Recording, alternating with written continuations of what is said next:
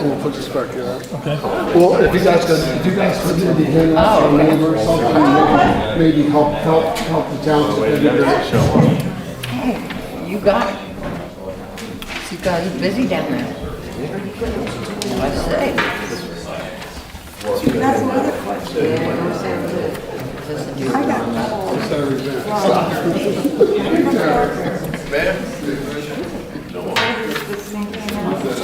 and they said they're not One of these.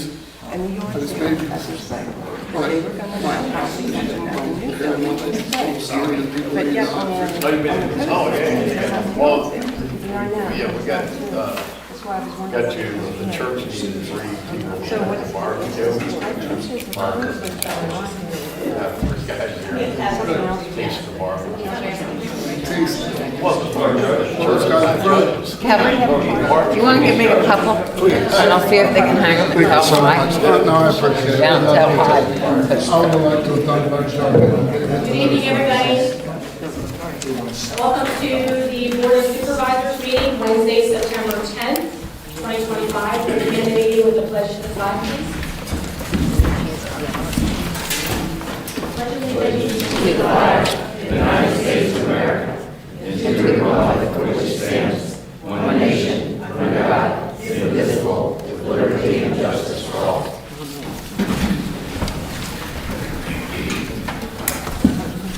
A few announcements.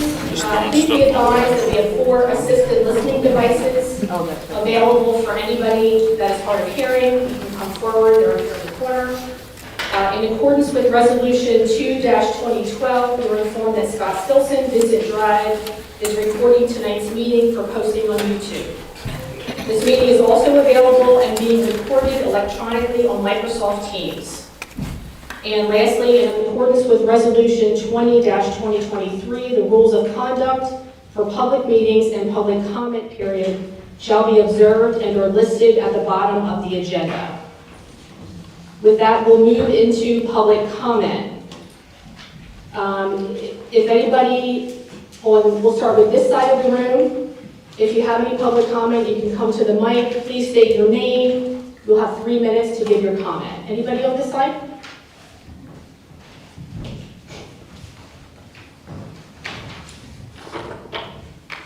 Yes, Karen Custer Force. I have a couple questions in regards to the skate park. When they decided where they were going to put this the skate park at, did anybody tell the person that was doing the skateboarding, the cementing and whatever, that this was not a very good idea because of it being a poor drainage area? Also, was anybody there monitoring how they were doing and progressing and if they had any problems? Did anyone do a background check on these people, on the company? Did they check references to see what kind of company they are? Are they licensed and bonded? You all knew that there was cracks, at least 12 or more cracks in that skate park, but yet you still have to bring it open before. I feel like you guys did not do your due diligence as members that the township had picked, which I didn't pick any of you,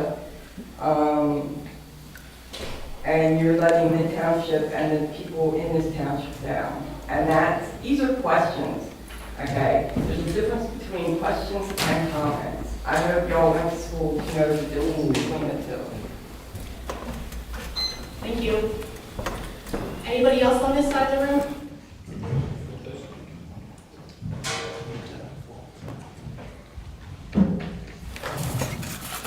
Lorraine Louie, Vincent Drive. I have a follow-up regarding the skate park. So I see in the new business today that we have a letter from Armont Concrete and that they are willing to do a 3-year maintenance on the skate park at this point. But the problem with the letter is I don't see any dates on it, so I don't know the effective date and when it ends. So I think we need to go back to the contractor and have a clarification on the letter, so we know the exact time frame that they're warning their work.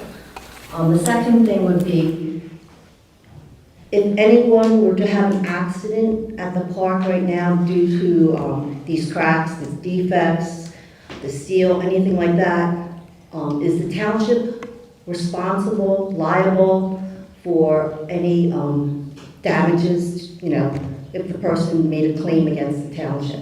So I'm wondering, what is our responsibility to anything that happens at the park?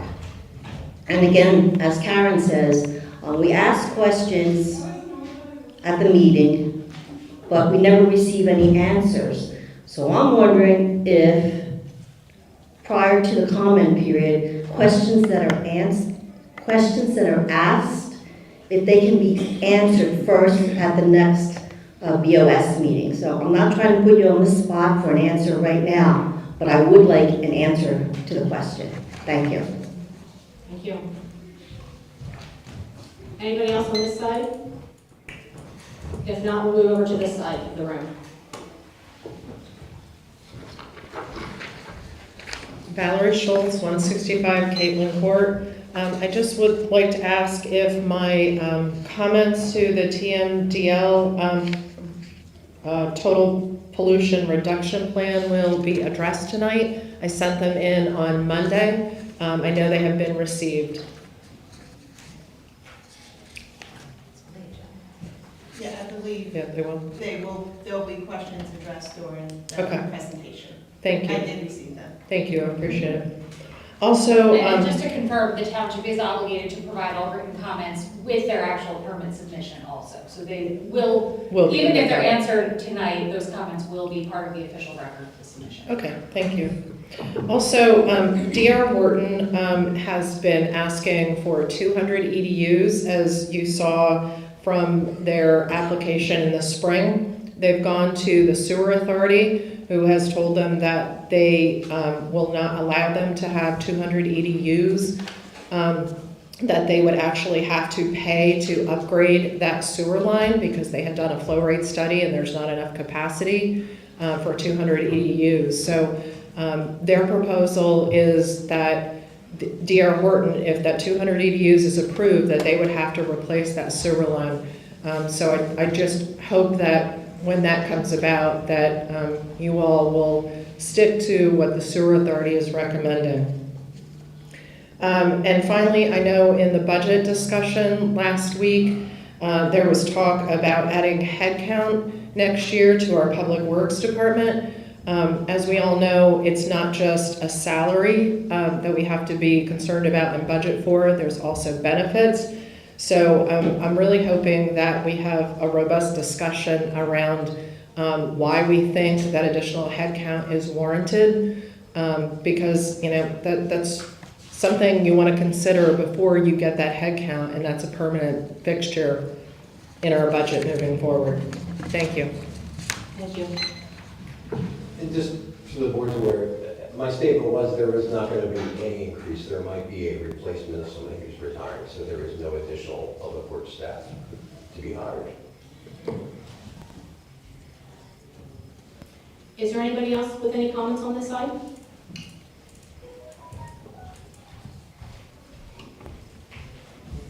Hi, Barbara Conway, 399 Crestview Drive, and I'd like to know if I can make a request to have a meet the candidate for the supervisor in the October Board of Supervisor meeting. Maybe if they put at the end of the agenda, as part of the agenda, and put it at the end of the agenda so there could be a little time for question and answer. And I'm not talking about any sort of debate, just the two candidates to, you know, speak out.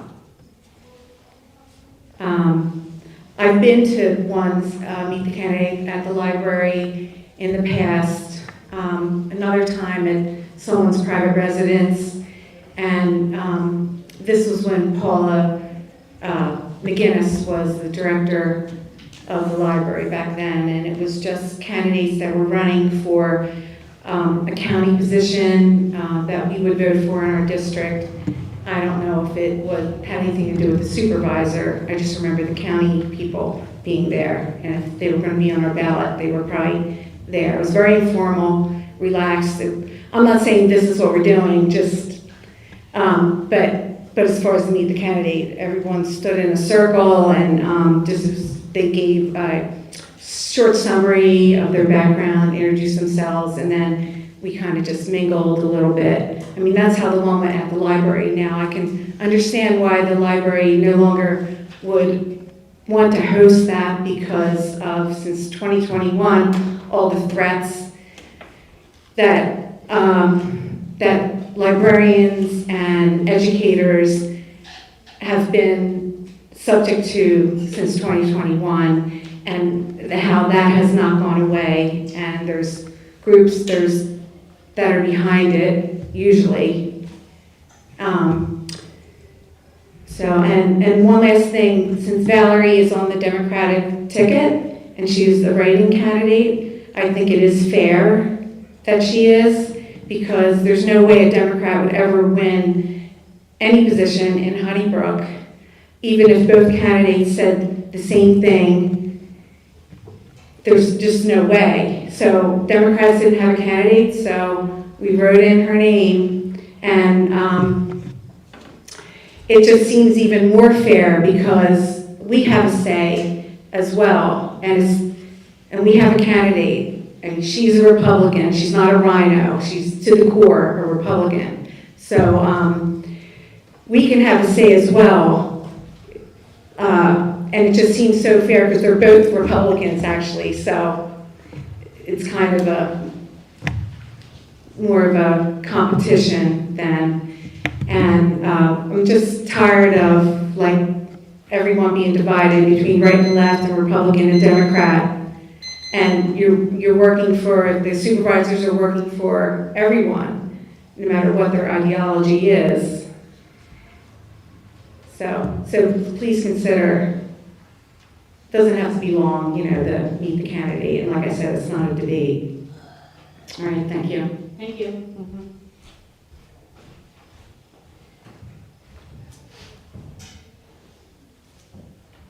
Is there anybody else?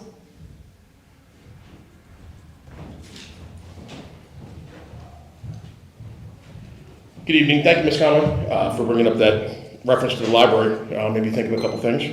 Stephen Jones, 172 Vincent Drive.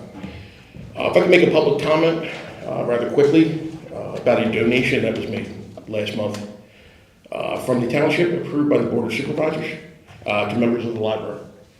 There was a public statement made by a member of our community that said it was a coincidence that a political event was canceled right after that check was issued. And I'd like to speak a little bit about that because in that statement I was named along with my quote cronies. So I attended the Board of Trustees meeting, which occurred last month for the Honeybrook Community Library. I was welcomed with open arms, and we had spoke, and during their public comment, they allowed me to ask 3 questions of their president, vice president, and Board of Trustees. I had asked what the donation was for, and it coincided with what the township had said. Overages in construction, and some money towards operations that they had used for paying for construction. I had asked if there were any conditions on their donation. They said yes. Again, it coincided with what the township had said. The township certified public accountant would be speaking with them and helping them with their budgets, and the township would also assist with the budget. And verbatim, I will also ask this of all of you. I had asked the question of, was there a condition of acceptance of the donation to cancel and or not hold a political event at your facility to the Board of Trustees of the Honeybrook Community Library? And their answer was no. I ask you, my elected Board of Supervisors, was there a condition of approval of the donation to cancel and or not hold a political event at the Honeybrook Community Library?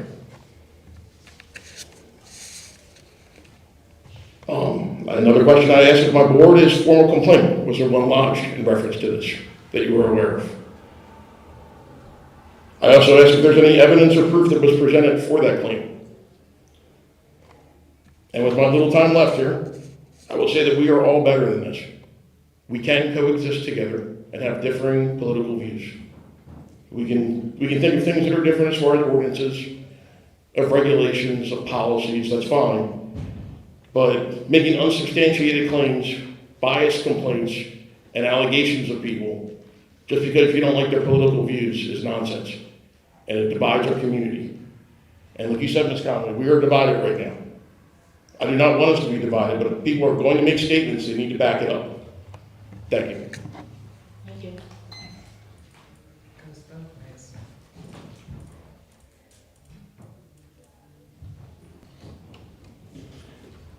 Is there any other comments before we move on to the agenda? There being none, we'll move on to the consent agenda. It looks, we have all of the reports. Is there any, are there any questions on any of them?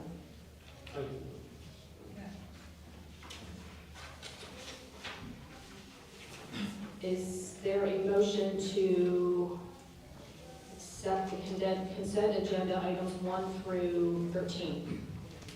I'll make the motion to accept. All in favor? Aye.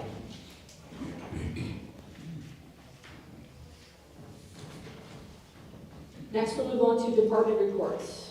Board of Supervisors. I have nothing. Okay, Tracy, nothing?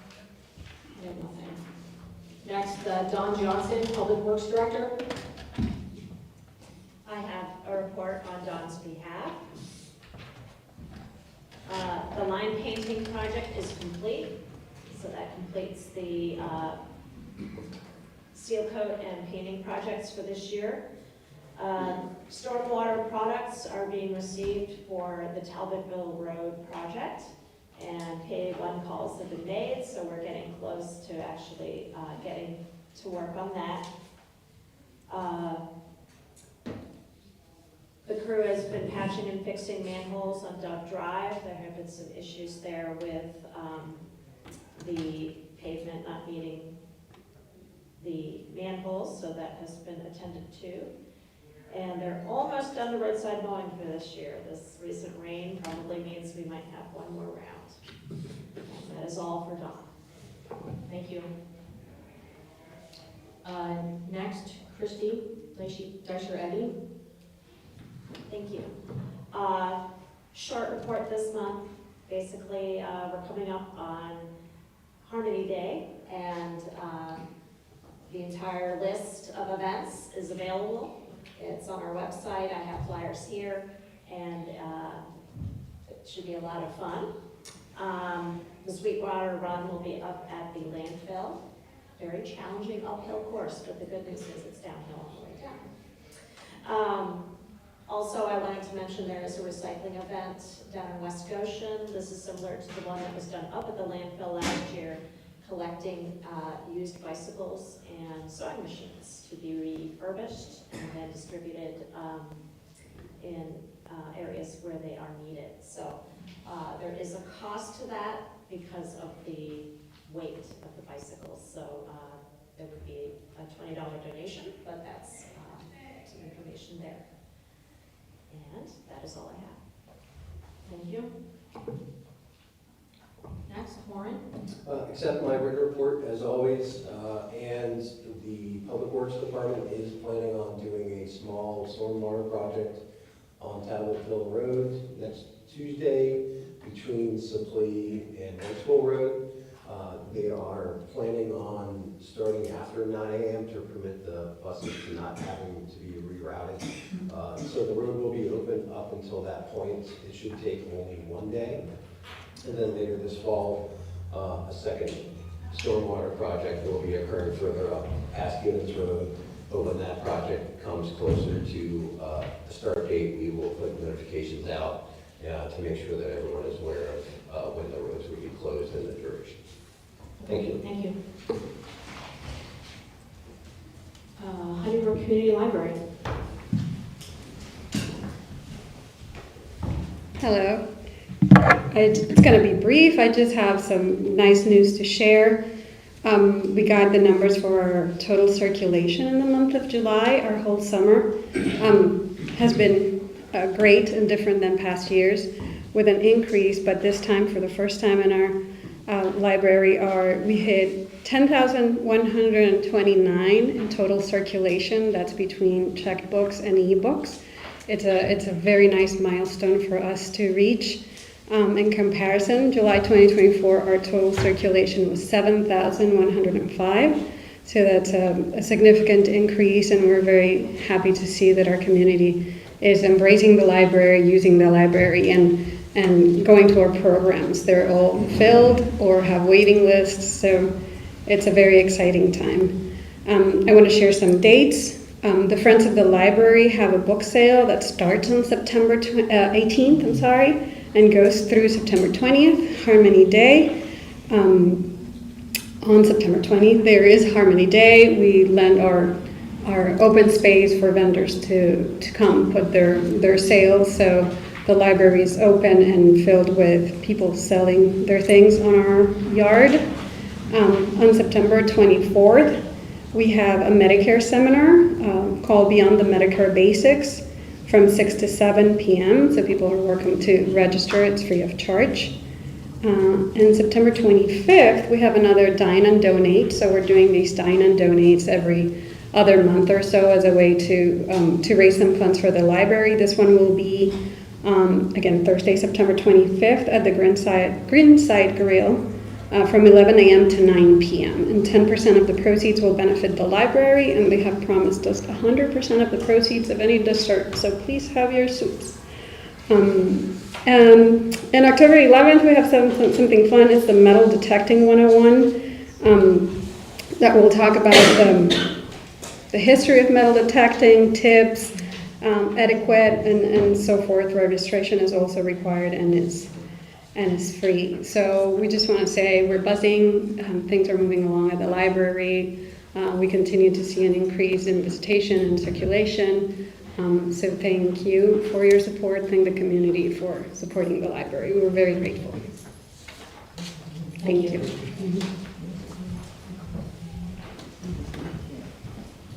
Land Preservation Committee.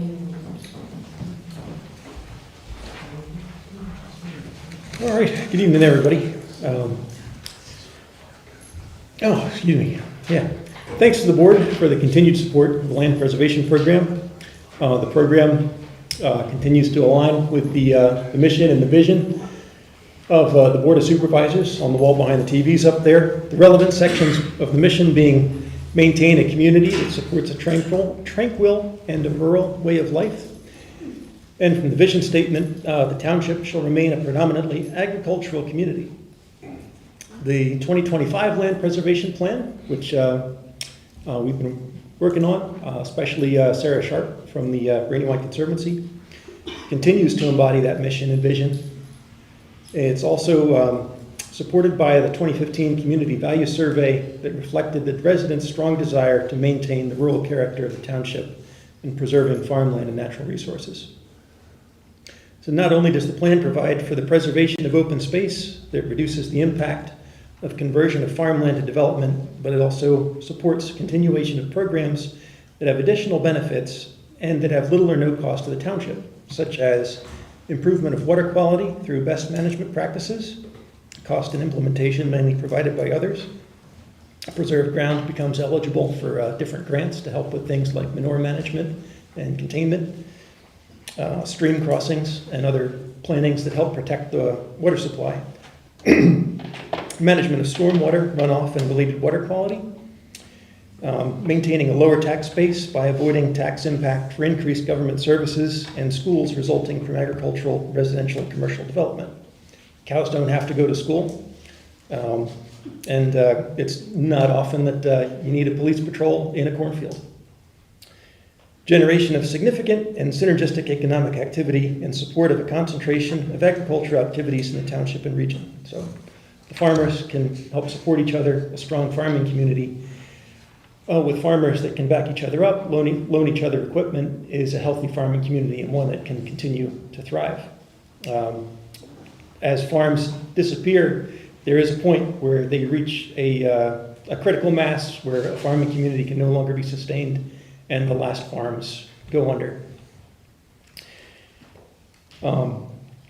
We've got a lot of generational farms in this township, and this program is helping to make sure that those farms can be passed along from parents to children.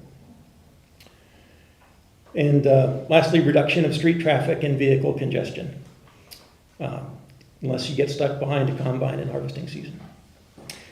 Some quick statistics. We're almost done. The township consists of 16,116 total acres, of which 12,656 acres, or about 79%, is prime agricultural soils and natural resources. That's a very high percentage for this state.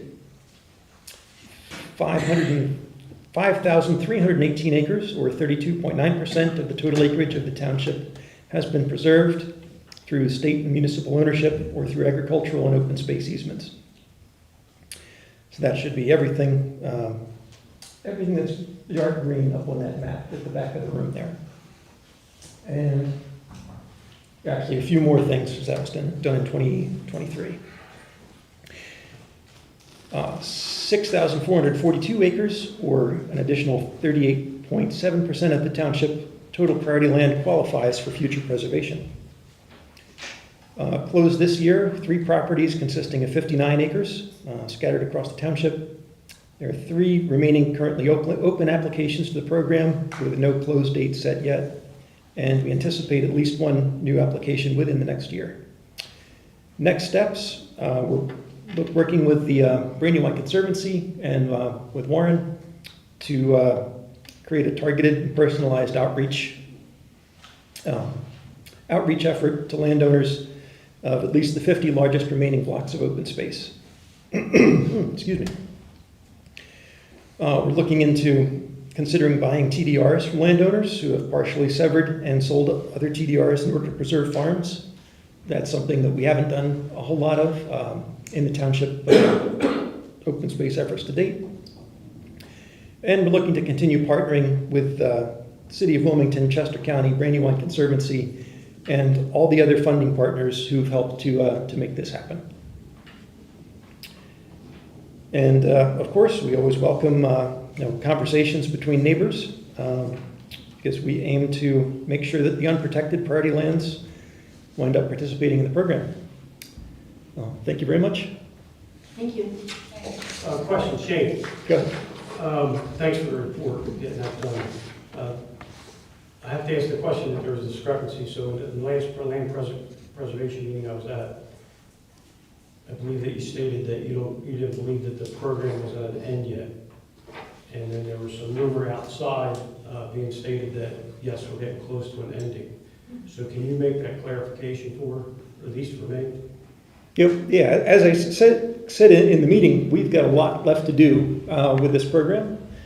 Some things we don't know are what of that remaining 6,000 and change, we've identified about 3,000 that would be our top priorities for the next pursuit. What percentage of that is attainable and doable? That's part of our goal for the next year.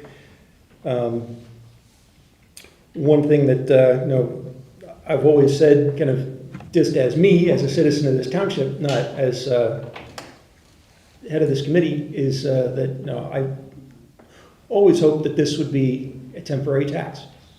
I know there's still a tax in Pennsylvania that was put in place like from the Jonestown flood or something like that 100 years ago.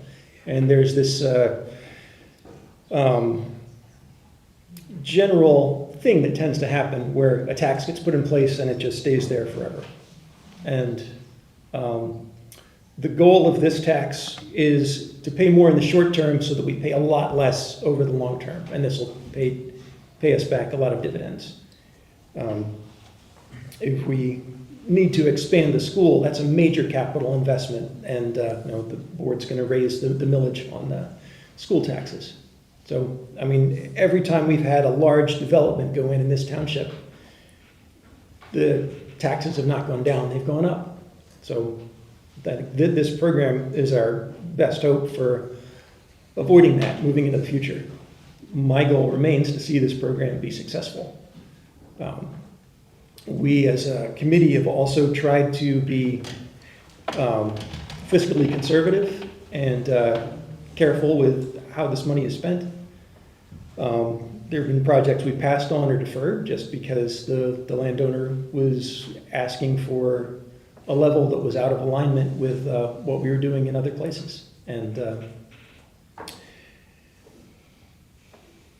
so, yeah, this is an important program. It needs to continue, but yeah, indeed, the tax is not something that can go on forever. I think there'll be a right time to make adjustments to it. We're looking into, Beth and Warren are actively investigating right now at the request of the committee, like what are the mechanisms for how that would change.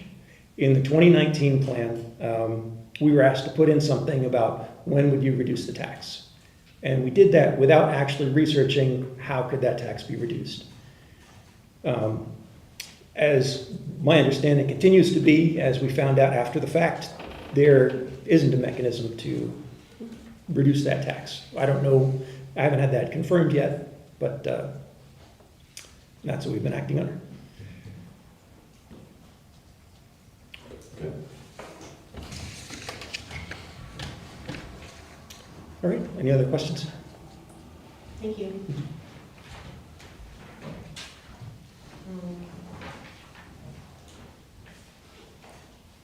Next report is planning commission. Yeah, there was no plans or hearing applications on the agenda for August. We have not received any plan submissions for review for the September meeting. I spoke to Gary McEwen earlier today regarding the agenda. Unless a hearing application comes in within the next week or so, the September Planning Commission meeting will also be canceled since there's no plans submitted for that agenda. Thank you. Next is recreation and parks board. We had our last Fun Friday last week or 2 weeks ago, 2 weeks ago. And we Kevin, had, I'm sorry, could you go to the mic? sure. Thank you. Can I turn it around so I can look at everyone else? Sure, you can take it off. We had our last Fun Friday, and we saw Moana, the movie, and there was lots of kids there, and we had fun. So we wrapped that up, and now we're getting ready for our part in Harmony Day. I had handed out some flyers today. We will have a Robert Zemecki skate jam in honor of Robert Zemecki. We will have vendors there, and there'll be a food truck. And then right next door, there'll be a bluegrass concert with 4 bands and food. Everything is pretty much free. There will be some costs on a couple of the food vendors, but all the events are obviously free. We will have parking at the Honeybrook Community Church, and we will have a shuttle coming down from Honeybrook Community Church. Let's see now. And as everyone knows, the skate park has still been well used, and it looks to me like a lot of people are having fun at the park, and I hope to see everyone at Harmony Day on September 20th at noontime. Thank you. Thank you.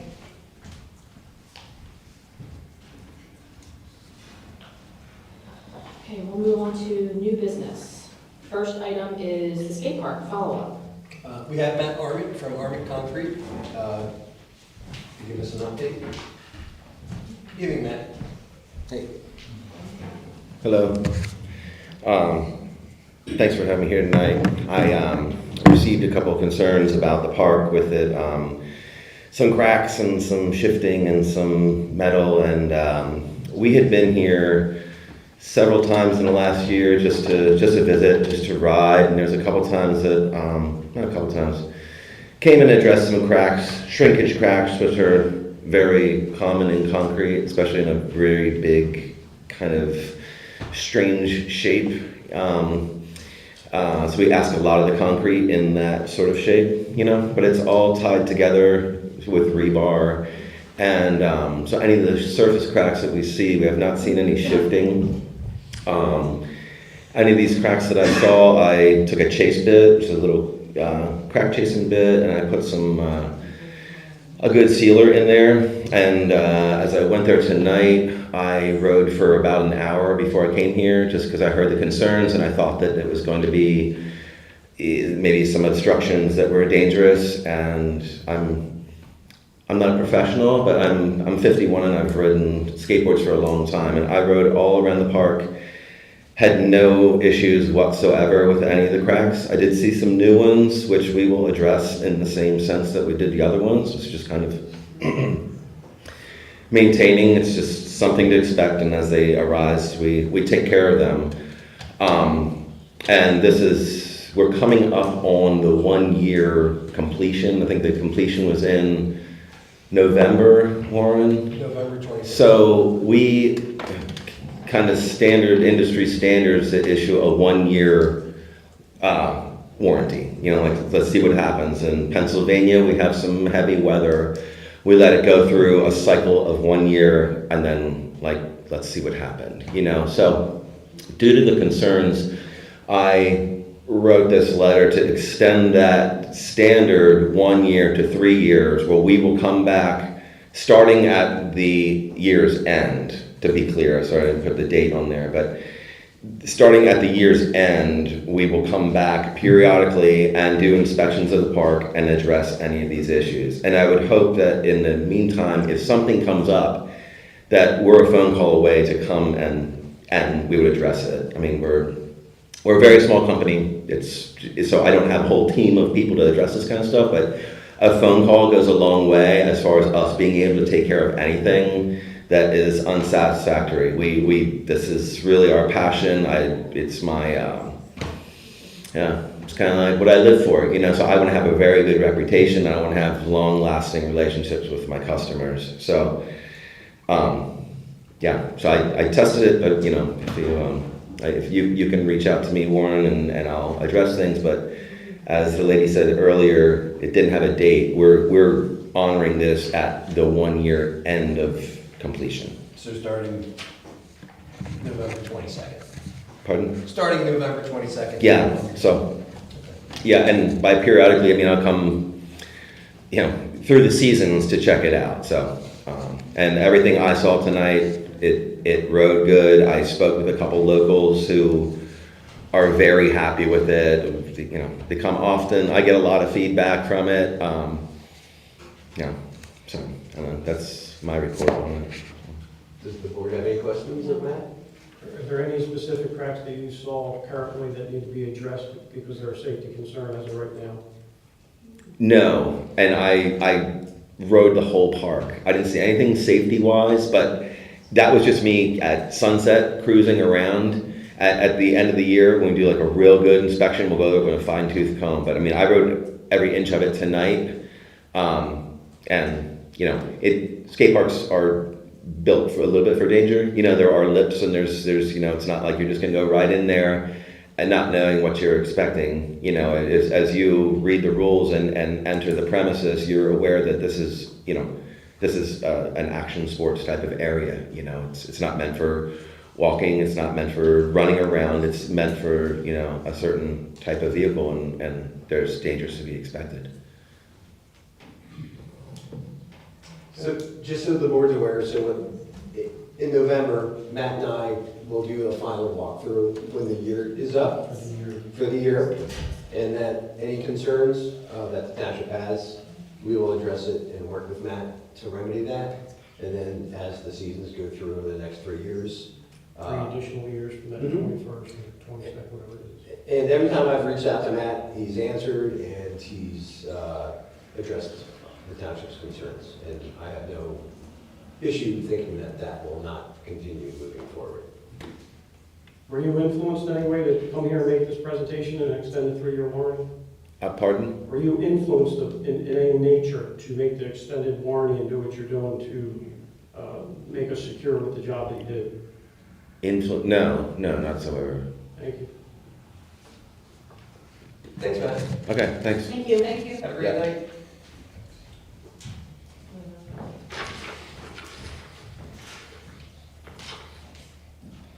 Next item is the list of bills for payment as prepared by the treasurer, and security releases from the letters of credit as recommended by the township engineer. Are there any questions on them? No, I'll make a motion for payment. Second. All in favor? Aye.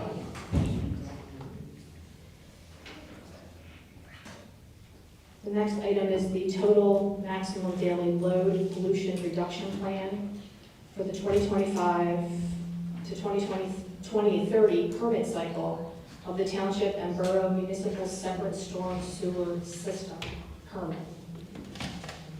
Sorry, that's a mouthful. Yeah. Okay, so to give you an overview of the MS4 program in general, or you can go to the next slide. Tonight, the primary reason for tonight's meeting is to do the public comment period for the TMDL pollutant reduction plan to satisfy DEP's requirements, but we'll also give you a background into what the MS4 program is and the township's obligations under it. So next slide. So the basics of the MS4 program, it's been an unfunded mandate from DEP and EPA since 2003. The DEP designates certain urbanized areas within the township. It's based upon the census data. So currently, the permit that we're working under is based upon the 2010 census data. When the next round of permit regulations come out, DEP has indicated it will be a combination of the 2010 and 2020 areas. And then we'll show a map. Yeah, go ahead, Maureen, if you go down. We have the census area, the urbanized areas broken up into 3 sections. One is primarily the central area, which is generally extensions of Honeybrook Borough, down along the south side of 322, extending from the borough to Cambridge Road, so it's inclusive of Mount Hill, and then down south of Cambridge Road, they ran the 2010 census areas to a body of water, so it extends to the creek on that side. If you go to the next one, it should show the western area.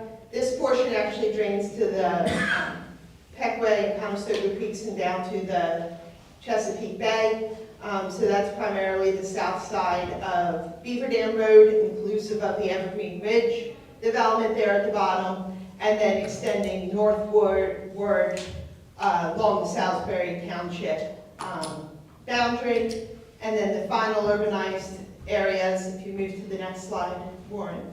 On the eastern side, it's the areas south of 322, including the mobile home developments, and extending down to the borders with West Brandywine and West County. So currently we have no urbanized areas kind of to the north part of the township. So within the pollutant reduction TMDL plan and our MS4 documents, there are not references to the east branch of the Brandywine Creek or Struble Lake because we are not obligated by DEP to do anything within those watersheds at this time. We generally apply, the stormwater ordinance and erosion sediment control requirements for projects apply throughout the township, but the unfunded mandate in the MS4 program is limited to those areas within the urbanized areas as defined by DEP. If you go to the next slide. Jen, can you interrupt you for a second? Yeah. Can you identify unfunded mandate? Yeah, unfunded mandate basically means DEP has put out this permit, these obligations to the township. There's a program, I'll talk about the 6 minimum control measures that the township needs to adhere to, as well as with this pollutant reduction plan. Ultimately, the township's required to reduce their sediment load to impaired streams by 10%. But there is no funding from DEP or the state or anybody for this program. The municipalities are on their own to pay for their consultants to prepare the plans, to follow the permit, implement all the requirements through there, do any construction projects for stormwater related to meeting the permit obligations. So it's basically all falls on the municipality. There's no state funding or federal funding that comes to us. And if we fail to do so? Then DEP could put together enforcement and fines against the municipality. So, currently part of the MS4 permit, which the township is actually still under their permit that was originally issued in 2003. It's been continually extended from DEP. We actually had an MS4 audit by DEP in spring of this year. We've done this in Berks County in the past few years with our municipalities. DEP, generally at the direction of EPA, comes around to their different MS4 municipalities, checks on how they're doing, with the program, that the staff understands their programs. One of the minimum control measures is about pollution prevention, good housekeeping. Talks about how your municipal operations are going. They did a tour of the public works facility. We're very impressed with the pollutant controls and everything that they have over there. So we are in good standing with DEP. Our permit is up to date. We submit the annual reports every year that we're required to do so. So quickly, these minimum control measures, they call them MCMs. They involve public education and outreach, more or less. We put out, stormwater, water quality information to our public. Can be in terms of flyers. There's always handouts in the municipal building. There's items that go on Facebook or the website and in the newsletter. Public involvement and participation, encouraging the municipalities, residents, and landowners to make their choices both around their own properties, doing proper hazardous material recycling, when you have the hazardous waste collection events, participating in stream cleanups and things like that, solicit input from them on any stormwater ordinances, this pollutant reduction plan, things of that nature. Illicit discharges is MCM number 3. That means having a prohibitions ordinance, that says you can't dump oil, other hazardous materials down the drains, having a place to report those types of actions, and a follow-up process if the township does receive notification of those. It also requires inspections during the permit cycles of the municipals, what they call municipal separate storm sewer system, or inlets and swales within the overnight area. Make sure we don't have any dry weather flow. More or less about 72 hours after a rainfall, unless you have subsurface drainage from a spring, or it's a perennial stream or something flowing, you really shouldn't have outfall drainage. If you do, it can potentially be a sign of an illicit discharge. Somebody's got some type of illegal connection there, and it's the municipality's responsibility to track that down. Make sure we don't have somebody having a washer drain or something else, illegally connected. MCMs 4 and 5 are construction site runoff control, post-construction stormwater management. Those are done in conjunction with the County Conservation District and DEP, making sure you have the erosion and sediment control plan approvals before we release permits. If they need an NPDES permit. Post-construction stormwater management. With every stormwater facility that goes in, there is an operations and maintenance agreement that is executed between the township and landowner, so that that current landowner and future landowners are aware of there's a stormwater facility on your property, and you need to adhere to those. We do, ultimately, the erosion and sediment control approvals for larger developments that are over an acre falls on the Conservation District, and to inspect, enforce, things like that. When we're doing routine inspections out there, we try to go out after heavy storms, patrol active sites for any issues. You know, if we get complaints and reports into the township, you know, we investigate those, you know, refer them to the conservation district where necessary. You know, can't be everywhere at all times. If it starts raining at night and there's a runoff issue, you know, we may not be aware of it until the next day or so. But, you know, we do stay on top of those to the greatest extent that we can. Pollution prevention, good housekeeping, as I mentioned before, it's kind of the township doing their job, keeping our inlets clean, you know, keeping control at your public works building of your chemicals, how you're washing your trucks and things like that, so sediment's not going down the drain. Include staff training on the MS4 permit on water quality and things like that. So they're the general measures that, and then we submit an annual report to DEP every year stating how we comply with those, and there's guidance within the permit of just how many, you know, public education notifications you need to do, and, you know, reporting of those inspections and different things like that. So the current one, the 2008 MS4 permit cycle, is the latest one that we're going through. At that time, DEP came out with new permit, new regulations that said municipalities with urbanized areas that drain into impaired streams and or the Chesapeake Bay had to create this TMDL, which is, or a pollutant reduction plan. So Honeybrook's eastern and central areas drain to the Christiana watershed. They have a total maximum daily load report and rates that have to be met, and that was developed for the Christiana watershed basin entire drainage area. And then the western area, as we noted, drains to the Chesapeake Bay, requiring a pollutant reduction plan. So you can flip to the next slide, Warren, and see if I have it on there. Okay. So together, because the borough is centralized within our urbanized area, the borough does have limited space to address these pollutant reduction requirements.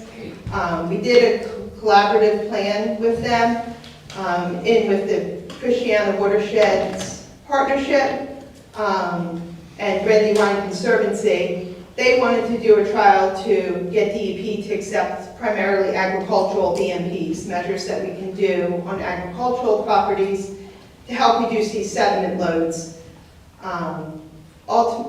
In your plan, you had to follow DEP's requirements. They set, and this is one of the questions that was submitted beforehand, they set baseline loads from a 2012 baseline load standard, and they said this is your starting point for your loads based upon those numbers, and goes into the amount of impervious cover you have within your drainage areas and what's coming off your urbanized area. This is how much sediment is coming from your urbanized area, your municipal system, and DEP says you need to reduce that amount of sediment by 10%. So ways to reduce that sediment are generally water quality measures. They can be bioswales, vegetated swales to help promote infiltration into the ground, reduces the peak rate runoff of water coming off, allows that sediment to settle out. There was a bioswale installed next to the veterinary office, right on the Honeybrook Township border. You can do forested buffers. We did that as an ag BMP through this cycle. So ultimately, we've been working with DEP since our initial plan submission to gain their approval of our plan.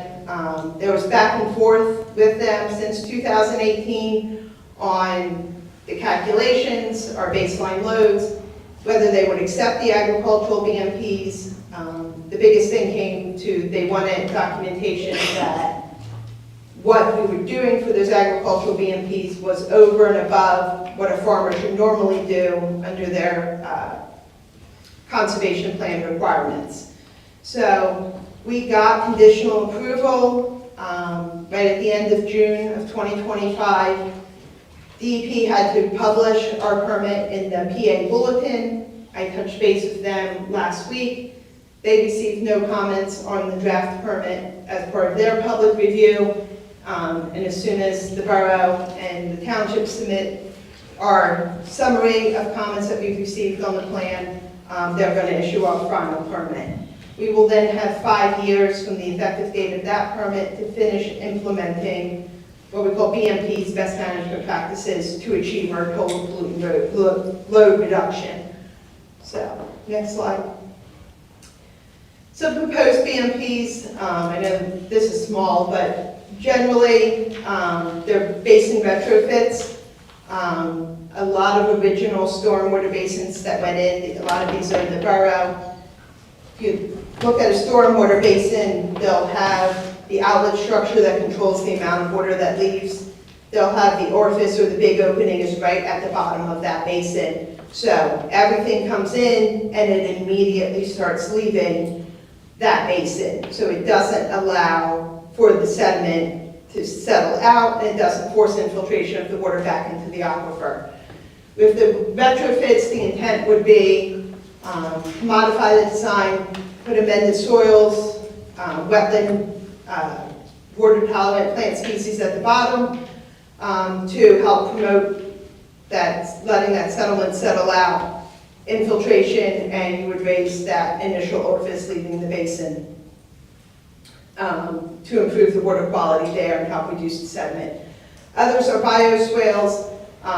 They typically function the same way. Instead of just having one steep swale that's just vegetated with grass, these sometimes will have kind of check dams in them to help give infiltration areas and to also slow the water, help promote infiltration and the water quality with those.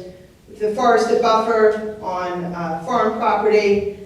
And then one we put in there at the end, East Calico Township over in Lancaster County has had successful dealings with their sediment reduction. What they call the FS4 program, Farmer Saving Sediment, is if under their Chapter 102 requirements of farmers required to maintain like a low residual cover on their farm fields, if there's an incentive for them from the township to do like a mid-level or a high level of residual cover, you're reducing the sediment runoff from those farm fields, and the township and borough, since we're collaborative, may be able to take credit for that. So we've put a whole list of options in our plan so that the township and borough can look over the next few years of what might be the best projects to do. Really comes to cost-benefit analysis for a lot of them, kind of the biggest bang for your buck on those. Also looking at what grant funding and things like that we can get for those. So, Warren, if you want to flip. This is the bioswale at the vet office that was installed. You can see there was, on the left side, there was a significant amount of erosion and sediment along there. Over the years, continually washed out, brought a lot of sediment and debris to the culvert that goes under 322. So that was all restored, planted, amended soils and everything in there to help really promote water quality and reduce the sediment that's coming out of that area. So just now, the proposed BMPs, we have one in the western area, that's a swale within the Evergreen Ridge development, converting an original vegetated basic swale to a bioswale.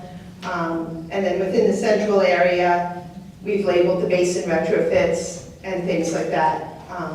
Most of the basins, I believe, the borough has control over, or anything that is on private land, we would work with the landowners on those. So, next. Timeframe, the buffer and bioswale that were already installed, grants from the Brandywine Conservancy paid for a large chunk of those. The balance was funded from the township and the borough. We have a cost share agreement with the borough. The township approved that last month, and the borough is signing off on it this month. And it was just based upon what the pollutant load responsibility was. 66% of it was the township, 34% the borough. And again, we have 5 years to achieve that. Just making sure that I did hit the questions that had come up before, which I think I did. So next slide, Warren, I think is questions. We're supposed to technically do this as a public hearing. So Beth, I don't know if you want to officially open, do you need to officially open the public hearing for questions and comments, or? Yeah, we can do it that way. I mean, or if the board has any questions about it, to me, that's not part of the public hearing. This was intended as information. Yeah, Public comment becomes. Okay, so I guess if there's any document, share with DEP. So I would say. So first, I guess if there's any questions or comments on the MS4 program itself, we can do those first. If you have specific comments about the actual pollutant reduction and TMDL plan, we would do those second, just for reporting purposes. So does the board have any general MS4 program comments at the moment? Yes. Has there been, or will there be any water testing prior to or in the future that you see with this new plan required and submissions to the state? So the only time under the current MCMs and from what I've reviewed in the new permit that requires actual water quality testing would be if you're doing your illicit discharge dry weather flow inspections. If you come across a dry weather flow out of an outfall and it has like an oily sheen to it, there's a smell or odor to it, as part of your investigative process for that, there's certain kinds of water quality testing, all of those is required. But on a normal basis, the townships are not responsible for doing water quality testing. DEP and EPA do some of theirs to determine what streams are impaired and how those are improving to generate the list of impaired streams and things of that nature, but that responsibility is not on the township. If we're required to do a 10% reduction, does that essentially, are we just telling them that by the design of a given, improvement, right, they have it's calculated as doing a certain amount of the reduction just by virtue of doing it? Right, the guidance from doing the pollutant reduction plan is DEP made up charts that outlined what streams were impaired within your municipalities, urbanized area that you were responsible for. So those are the ones that are reflected in our plan. And then they also produce a list of potential best management practices, and they say, for a bioswale, it achieves an 80% sediment reduction for the amount of load going there. So then you take your drainage area to that particular stormwater improvement that you're doing. You calculate what the sediment load going there would be now based upon the amount of impervious cover, the size of the drainage area, and then if you do the basin retrofit, you do the bioswale, you take that percentage of effectiveness of reducing sediment that DEP has determined, multiply it by the sediment load going there, and then that's your reduction, you get credit for it. So, yeah. Do you see that move into, in the future, of cleaning that sediment out and have to report that volume? They haven't asked for that. Justify that What I've seen in the next draft permit cycle that they've put out, which hasn't gone into place yet, they put out a draft. There's general and individual MS4 permits, just depending on the quality of your streams and things like that. For the general permit, they're saying the next round they're going to focus on volume control versus the current sediment load reduction, because they want to take, DEP and EPA want to take a look to say after this round of the sediment reductions, how has that made a difference? So the next round, I believe, is going to focus on volume control, and you will look at your MS4 system, the volume of water going to different facilities, and whether we need to implement best management practice that would actually reduce the volume of runoff leaving an area. that's currently required for new development projects under their normal NPDS permit. They need to show that the 2-year volume increase is mitigated. That's about the same standard that the DEP is looking to do in our next permit cycle. So drainage areas we have that had NPDS permits, that's all part of our review process that they meet our ordinances. So, those areas will be taken care of, but they'll be taking another focus in the next permit now. Yeah. So any general MS4 permit comments from the audience, and then we'll move on to the actual pollutant reduction plan. I have a question. So just to be clear, you're saying they don't have a measurement of sediment from 2012 till today? There is no measurement. That's what you tell our attorney. Right. What DEP put out baseline guidance in and numbers and figures based upon 2012. And we had to use the existing land uses and data at that point. That may have tied partly into the timing of like the Christiana Watershed's TMDL plan, but that's the basis. I mean, it's the same thing. They take the 2010 census data and use that for a permit in 2018, when you're 8 years different. It takes DEP time to put these permits and everything together, but that is the guidance all of the municipalities across the state were given of the year loads and everything to follow. So how do you define impervious cover? Our ordinance basically defines it things that are impermeable. So we look at anything that's sidewalks, buildings, driveways.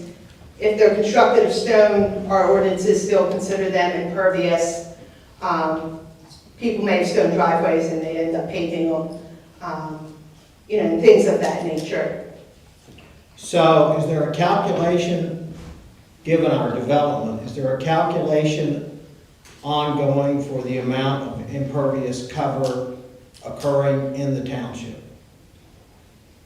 There is, like on an individual lot basis, when people put in permit applications, the zoning ordinance has limits on impervious cover, and that's verified to make sure that they follow those. Right. So are you saying that overall they're limiting impervious cover totally or absolutely or relatively, given the development that's going on? In terms of the MS4 permit, or is this like in general? Because the MS4 permit doesn't regulate the amount of impervious that you put on, so I just want to make sure I'm answering. Okay, so they don't regulate it. Well, what they are saying is, but that's one of the 3 keys for sediment reduction. You said, if I made my notes right, impervious cover, improving best management practices, and something about DEP impairments. So, I'm not quite sure I'm following you, because it seems to me you're saying they want to enact these things to reduce sediment, which is great, and they're going to do it based on assumptions of the type of, I guess, cover on this ground. So they're certainly not measuring it. So if you increase the amount of impervious cover, how are you going to reduce the sediments? That's my question. So it goes between, it's about, so we have a couple different components in there. So the township has a stormwater management ordinance that when people increase the amount of impervious coverage on their site, anything cumulatively over 1,000 square feet, since the stormwater ordinance was originally adopted, I think in 2014 or so, they're required to do stormwater controls on their property in accordance with our stormwater ordinance. Having a stormwater ordinance is one of the requirements of an MS4 permit. In terms of the MS4 permit itself and this pollutant reduction plan and reducing sediment, we had to use the existing impervious covers and everything within our urbanized areas as of when we submitted that plan and the 2012 land use regulations that went in there.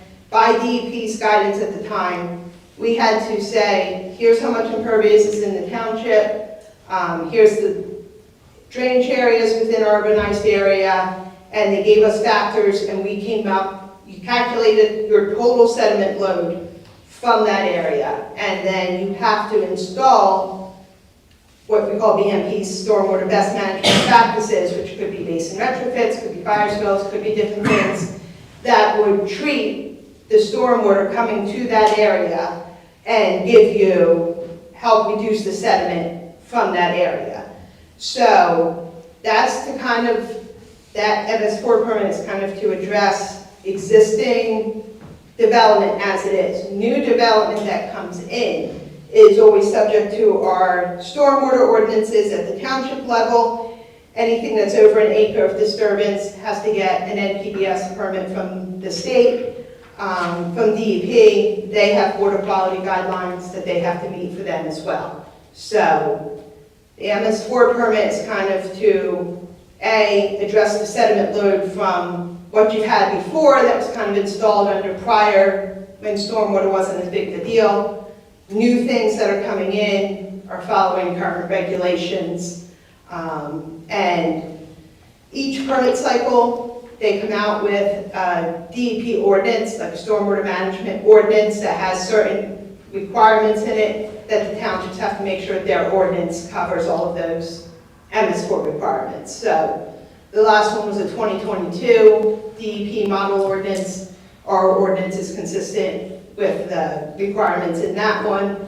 And then under when the new permit cycle comes out, I believe there's going to be, it was estimated to be a 2028 model stormwater ordinance that contains some other provisions with this MS4, which the township would have to update their ordinances at that point to stay consistent. So. Thank you. Yes. Good job. Thanks. Any other general MS4? Go ahead, Eric. I have a question. When you like retrofit these basins to hold the sediment, how often would they need cleaned out? Like they would start to get full, right? Right. And there would be general operations and maintenance procedures that go out to those. I believe in the borough for those retrofits. I believe the borough owns most of those basins. But you would do routine inspections on them. Generally, it takes a good while for that much sediment to truly include that it's impairing it, but you would always go after some of those really large, quick storms that we have. Those are generally the ones that kind of produce the most sediment. So it's just kind of routine maintenance to go in there, as long as you stay kind of on top of it, you know, after the large storms. You know, it may just be a little bit of cleanup that municipalities, you know, or the landowner can do with a little backhoe, shovel it out, but there is operation maintenance procedures and agreements that go in with these, and when we put these in, part of your MS4 requirement is to make sure you do routine inspections on those to make sure they are being maintained accordingly so that they continue to provide that benefit in the future. Any other general questions? All right, does the board have any questions on the TMDL pollutant reduction plan itself? Okay. Does the public have any questions on that? Yeah. So I had asked you in one of the questions that I submitted about the baseline of 2012 for the levels that you're going to try and reduce of the pollutants. I think they were like 3 to 10%. My concern is since 2012, 13 years later, what if the levels are like double of what they were in 2012? That 3 to 10% reduction may not be enough. Right, and those are specified by DEP. That's what DEP has outlined, and across the state, all the municipalities that are subject to the MS4 regulations, DEP put out, they want 10% sediment reduction. They said if you do the 10% sediment reduction, it would do the 3% you listed. I think it's 3% phosphorus, 5% nitrogen maybe. But they said if you do the sediment reduction, it'll make those other two happen. So that was their initial bound of, thank you, 5% phosphorus and 3% nitrogen. That's DEP's initial round. So I think what they want to do, like I said, for their next permit cycle, they said they're going to go to volume control because they want a chance to evaluate the sediment reductions that went here, which ties back into what Sal mentioned about water quality testing. You know, there are DEP's constantly monitoring the streams, the impairments. There's what they call a Chapter 93 stream impairment list that DEP is always updating. But kind of that high level is at DEP's level. You know, the township has their obligations under here. We're following what they told us to do, meet those requirements. And then if DEP feels that that's not enough, in another round of MS4 permits, or they can also address it in when they do the NPDES construction permits for the developers and things like that. They can enhance the regulations under those to provide additional pollutant reduction credits, but it's mandated by DEP. I would just think if we're really serious about making sure we get these pollutants under control, we want a more recent value. I mean, it just seems kind of short-sighted for them to, you know, go off of values that are 13 years old. Valerie, I'll just chime in a little bit here. I was involved with the original MS4 permit when we were initially required to do it back in 2003. Yeah. The initial phase 2 of this NPDES program came out in '99, which is around the time I started my engineering career. It took them literally 10 to 15 years to come up with the numbers that you're actually seeing today. So if you look at it from the terms of how the state evolves with their program, it's literally, they're 10 to 15 years behind. And it's literally just rolling like that. So if you look at the 2012, probably in the next 5 years or so, which is coinciding with our 5-year cycle for our next permit, you're going to see another set of values coming out. And they're literally 10 years behind. So these values that they're giving you are like... Yeah, these are all, because these were developed probably in the 2009, 2010 timeframe. And it, like I said, it took them probably the better part of a decade to come up with just an initial set of values because we literally had nothing to go off of initially. So it's hard on the public to understand that why isn't it more evolved by that point, but we have to literally follow whatever the state and the federal government are giving to us. And this is almost the first time, like Mike said, the original one, our initial permit for here is 2003. I believe it was issued. Yeah. For the longest time, all we had to necessarily do by DEP standards is those 6 minimum control measures we talked about before. Educate the public, encourage them to do stream cleanups and, you know, use less fertilizer in your yard. One of the biggest water quality measures they had was doing your dry weather flow things, making sure you don't have illicit connections, making sure everybody's getting their NPDES and ENS approvals, and around your own township operations, making sure you're not contributing to the pollution. This round, I started in 2009 at Technicon and got handed the MS4 stuff, and since then, this round that started 2017-18 was the first time that they were starting to require the townships to do these actual stormwater facilities and bigger, tangible water quality measures. So, you know, it's a whole process out there, but we're following. They give whole permit guidance and documents and standards and loading rates that we're supposed to use, you know, universally through there. And that's all we can do is follow DEP's guidance since they're the ones approving the permits. And it's almost like a challenge for all municipalities, if I understand correctly, in talking with some of the people involved as this process kind of moved along. So the state, and they're developing these rules and regulations that you're trying to adapt to, and then they're already moving forward with other rules and regulations before you get a chance to approve the previous rules and regulations, so you're almost kind of working like this all the time. Right, you So are, you're never really and, catching up, and you're just kind of, and in reality, I think one of your other questions was, why did it take from 2018 to 2025 to get the thing approved? When they handed things out in the 2017-18 timeframe, the guidance was a little bit all over the place. There was a lot of ambiguity in interpretations, and even between your different DEP districts. Like we're in the southeast DEP district here, Berks County's in the south central. So we were getting different answers for our municipalities that are in the south central versus what's in southeast, and you would go to seminars and there's people up in northeast and northwest who are totally on the wrong page. So it was a lot of, we want to do what's right for the township. As we mentioned, it's an unfunded mandate. The township is funding, all of this is, you don't want to go down the path and then DEP changes their mind, this isn't what they want, and different things like that. So it is kind of like a constant catch-up game with DEP, but we have been in compliance with our permit the whole time. Like I said, they came out and did the audit, I believe it was in April. I can say that they were actually very impressed. We have 2 people from DEP. One's actually like the head of the clean water program that's been at DEP for as long as I can remember. The only thing they mentioned was they had one barrel over there that they put their used oil in.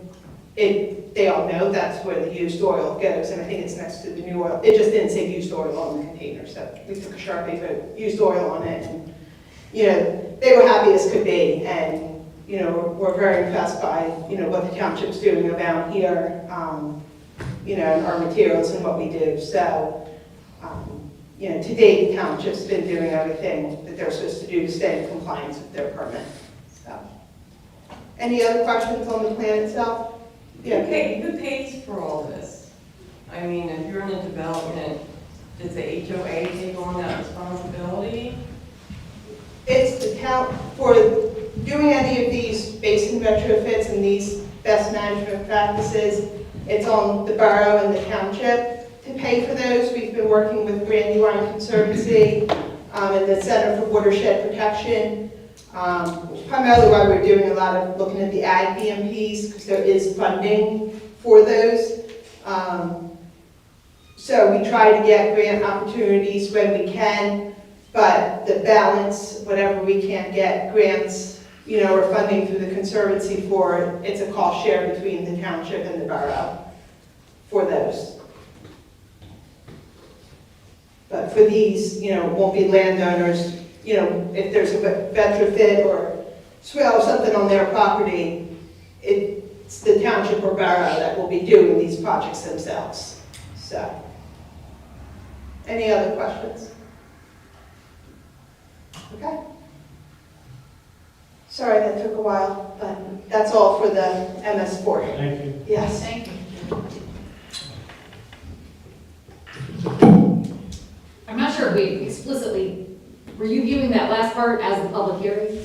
Or? Yeah, that was my public hearing. I feel like those are still kind of just general questions. I mean, I think our obligation now is to actually open a public hearing and receive public comments on the plan that's been presented. So I think I don't know if there are any, but I would say for purposes of, the obligation.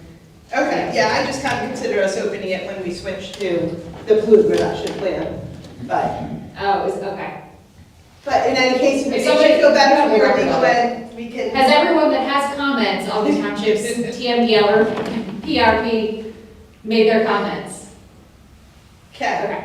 Good. Public hearing concluded. Just Christie, if you just note, when Jen started talking Yeah. about Yeah. the PRP, Mhm. that's the start of the hearing. Yeah, I think we just had the questions from Val about why not more than 10% and Karen and all the costs for that. Okay. All right, the next item is a motion for the township manager to sign the minimum municipal obligation for 2026 as recommended by the treasurer. So the minimum municipal obligation is essentially our pension contributions that we are obligated to provide every year. So for the township, since we don't have a uniformed pension, we only have non-uniformed. It's essentially a 401k, which currently is, per the policy manual, a 10% of the salary contribution for full-time employees once they work their first 12 months under full-time. So we take a look at 2025's numbers. We just make a rough estimate of what next year's salaries are, even though we have not set them. I believe we put in just 3% to make sure that we can at least show that we have enough funds to cover that obligation, and then we send that in.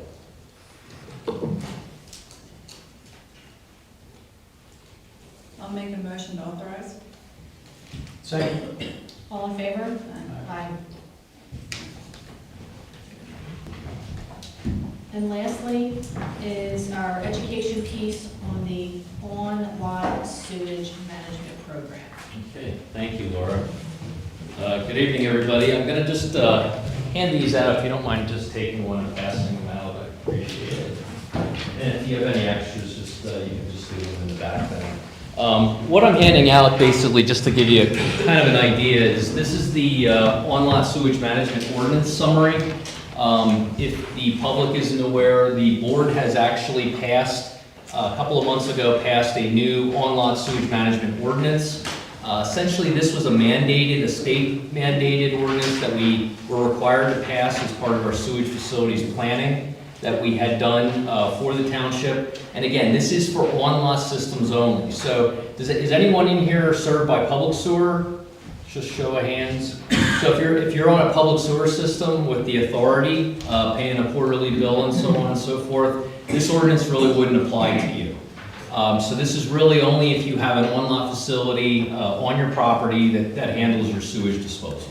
But what we tried to do is we tried to give an overview handout for everyone. We'll put this on the website, just answering some general questions that have come up as part of our discussions about the ordinance, what it does, why we have to do it, those types of things. As things become more clear as we move forward toward the implementation of that ordinance at the new year, that information will also be made available on the website and conveyed to the public as well. I would anticipate a lot of mailings to people that are actually served on lot. That way you have a little more education on if there's a fee involved, which at this point there is not. And what your obligations are as a property owner to comply with the ordinance. So we're going to try to make this as user-friendly as possible. My purpose tonight with the PowerPoint that Warren's going to help me with is to essentially just go over what are the general types of conventional on-lot systems that are out there in the community today. And also what kind of preventative maintenance should you be doing with your on-lot facility in order to keep it in a great working condition so you don't have an issue down the road, be it when you go to sell your house potentially to a new owner, or if you're just not creating a general public safety welfare type issue because of a failing septic system. So that's really what this ordinance is intended to do, is to protect and maintain the longevity of your on-lot facilities on your property. Go ahead and switch there, Warren.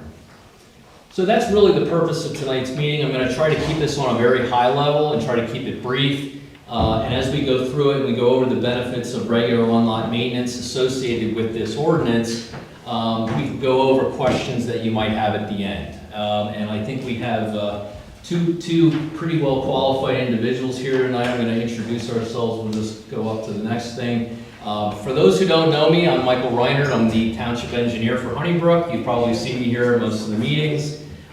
Jennifer McConnell is right over here in the corner. She also is on my team. We handle all the engineering for the township. We have for several years now. The only reason I'm bringing this up is you're going to see we're not only licensed professional engineers for many, many years. You can see up there, there's a PASEO number up there. We're actually both state licensed sewage enforcement officers. So where Chester County has a health department that actually handles all of the sewage enforcement for Honeybrook Township, We are appointed as actual sewage enforcement officers for Berks and Lancaster County municipalities who don't have a health department. So each individual township in those particular counties actually handle their own sewage enforcement, appoint their own individual who would handle and implement their sewage facilities planning. And we both handle that in several municipalities, like I said, with Technicon. So this first picture right here, I just wanted to start off with this. About several years ago, many years ago, this was the general type of sewage facilities that you would see on an on-lot system. Your basic cesspool. A lot of the old farmhouses still have them in the township. A lot of them are still working fairly well. But you can see it's a very generic type of system. Basically dig a hole. It's lined with either masonry or block or something of that sort. And you literally collect it through your plumbing in your house, all of your black water and gray water, and I'm talking about what goes in your toilet versus what goes in the shower, with your wash machine, your sink, and so on and so forth. All of that gets deposited into the ground in a cesspool in this type of system that I'm showing to you today. And again, there's usually an overflow pipe that's associated with this. This is what's called a pre-regulatory type of system. You won't see any new system going in of this type anymore. And 9 times out of 10, my own grandparents included, they had a system for about 60, 70 years. Their system worked fairly well, and they never knew they had to pump it out. And what ended up happening was it would just actually be discharged and go into a pasture and flow down into the local watercourse. So what we're trying to do is, slowly but surely these systems are going to be phased out over time and replaced with more conventional systems that we're going to talk about in a minute. And again, it's more or less because you don't want to have obviously sewage effluent entering your creeks and your waterways. That pollutes the public waterways, and that's what we're trying to eliminate. Warren? So this is your first type of system. About many of the initial systems that were done back in the 80s and early 90s were your conventional system, your basic in-ground system, that'd be a trench or a bed, basically filled with stone with piping, and you would have just a basic septic system with a basic septic tank where all of your solids would be collected in the tank, and then eventually it would overflow. All of the liquid or effluent is what we call that. Would then flow into the stone field, and it would be infiltrated into the ground and renovated through the soil and the organisms that are in the soil. So that's your basic layout of a in-ground type conventional system. If treated properly and pumped regularly, that type of system should typically last? It's really based on, and we're going to get into that in a second, Sal, but it's actually, if you're otherwise maintaining it properly and pumping it out, the lifespan on that is, several decades. It really comes down to water usage is a huge part of that. And some of the other preventative measures I'm going to get into in a second that I can go over with you just to show what can I do to make my system last the longest. But yeah, many decades. A lot of systems are still in operation that were installed back in the 80s. Second type of system, and this is what you see a lot of times throughout the township, or in a lot of places you'll see the mounds in people's backyards. That's an elevated sand mound system. Essentially, basically you need 4 feet of good between where the effluent of the sewage is introduced to where the groundwater table or other kind of limiting zone is placed. So when you see a limiting zone that's very shallow, and that could be because of a high water table, you'll see a lot of that limiting factor where it's only 20 inches or 25 inches below the ground surface where we're hitting that high water table. You'll have to go higher in order to make up that 4 feet. So you'll see a sand media like this. That provides additional renovation of the sewage effluent. Once it's discharged into the drain field, it goes through the sand and then ultimately goes into the ground and again is infiltrated into the groundwater table. More? And that's just another schematic of how that works. You can kind of see the separation there as far as where a limiting zone would be at the bottom. And that can be anything from bedrock, just a rock layer or impermeable area in the soil that they would find. So then you have to go higher with that design and that, the amount of sand that you would use in that scenario. But that's a basic schematic of what a sand mound looks like. Another option, this is more of a system that was very popular back in the 90s and early 2000s, spray irrigation systems. This was only used basically where you had a very limited amount of good soil to renovate sewage effluent.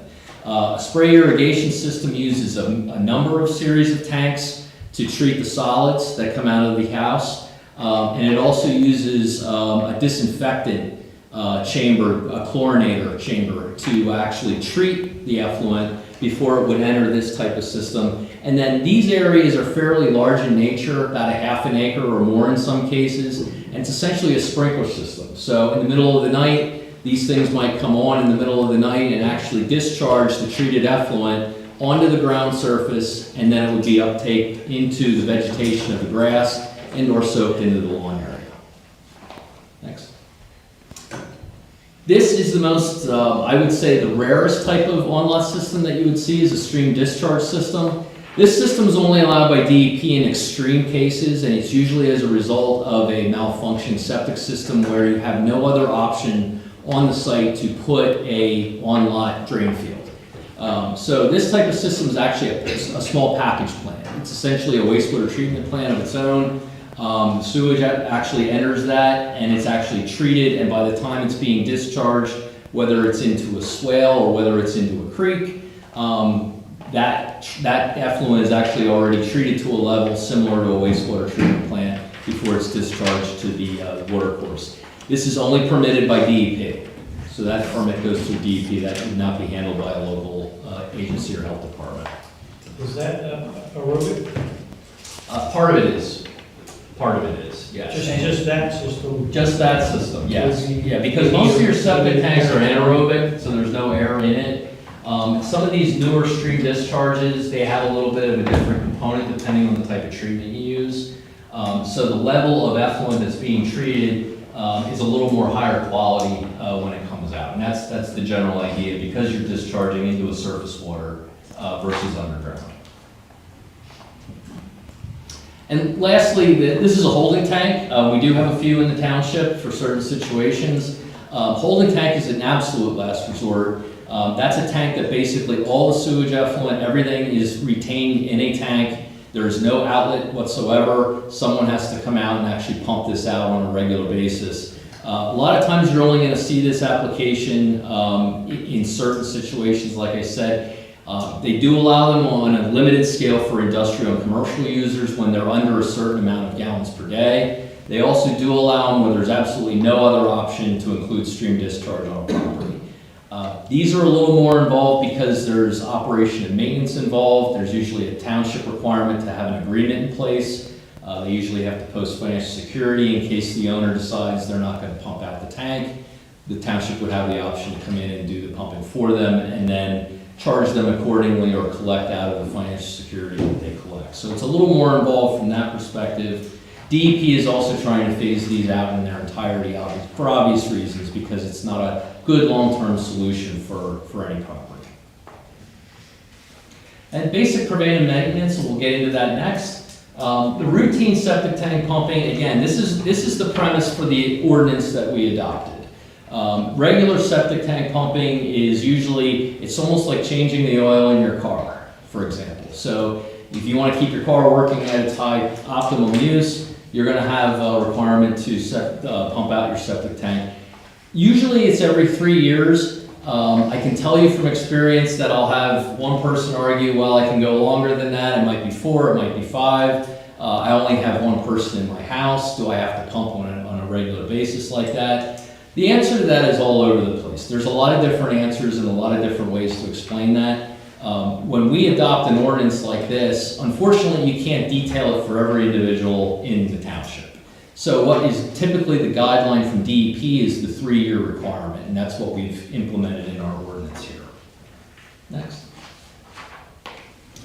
As part of the pump out, any pumper, and again, that's on your handout here, there will be a list of the registered pumpers and inspectors approved by the health department will be available on the website. And folks can choose from that list, but usually that pumper's gonna come out, he's gonna do the pumping of the septic system, but he's also gonna look at the baffles in the septic tank. He's gonna look to make sure that, everything's in good working order, the baffles are in place. I've seen a lot of malfunctions over the years as a result of baffles that have fallen into the septic tank and they're no longer working properly. There's been other reasons that, cracks in the septic tank or the septic tank is leaking perhaps. Those are things that will be identified by the pumper when they come out and do that inspection as part of the regular pumping.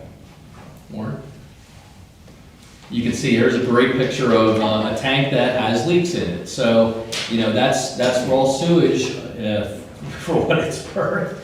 Those are the kinds of things that we want to eliminate to make sure that our waterways and public health and safety are maintained. And those are the types of things that could be identified when the pumper goes out to do that pumping and inspection. Here's another example of a leak in the riser. You can see that groundwater is infiltrating into, this is the riser of the actual lid and the tank itself. Those are types of things that are identified and they can be replaced at the time that they do the pumping. So those types of things can be repaired in a lot of cases very inexpensively and maintain, again, the life of the system because that additional runoff or infiltration isn't getting into your septic system and dosing your drain field. Distribution boxes, here's another very popular one where malfunctions can happen. This is actually the overflow from the septic tank after it leaves there and it goes into a box like that. And it goes into a distribution field. You can see there's 1, 2, 3, 4 different pipes there. That box collects the water fills up in the distribution box and then enters each of the trenches and doses the system equally. I've seen more malfunctions over the years when that thing gets knocked out of kilter and it's all of a sudden it's just dosing one trench on the very bottom. So all the water is going down into one trench and the other 3 are bone dry. And now you've created a malfunction, now you gotta replace the septic system. So those are also some of the things that a pumper can identify when they go out and do that visual inspection. Pipe clogs are a big one too. You can see the one has root intrusion, that they're pulling roots right out of that pipe. Scum and greases, oils are another thing. So if you're dumping paints and paint thinners and greases, your oils down the drain, that stuff can, just like an artery or something pump into your heart, it just clogs that pipe up and again creates a potential malfunction which affects your longevity of your system. Drain field compaction, this was one I was alluding to, Sal.